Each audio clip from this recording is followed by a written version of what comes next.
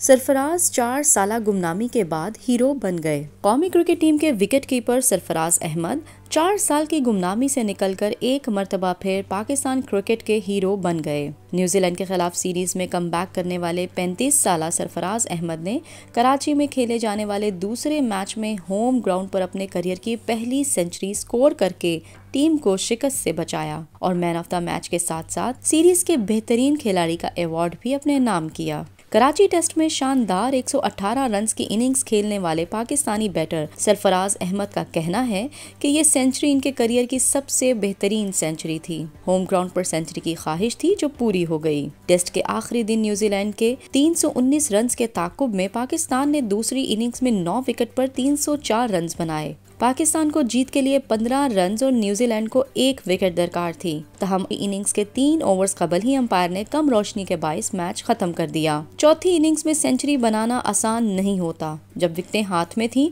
तो हमारा प्लान जीत के लिए जाने का था, लेकिन जब सऊद शकील और सलमान आगा आउट हुए तो प्लान बदलना शुरू हो गए और हमें बैकफुट पर जाना पड़ा। उन्होंने मजीद कहा कि मेरे 4 साल अच्छे गुजरे। मुझे जहां क्रिकेट मिली मैंने खेली। मुश्किल वक्त में सबने सपोर्ट किया। अल्लाह ने एक मौका दिया और इज्जत रखी।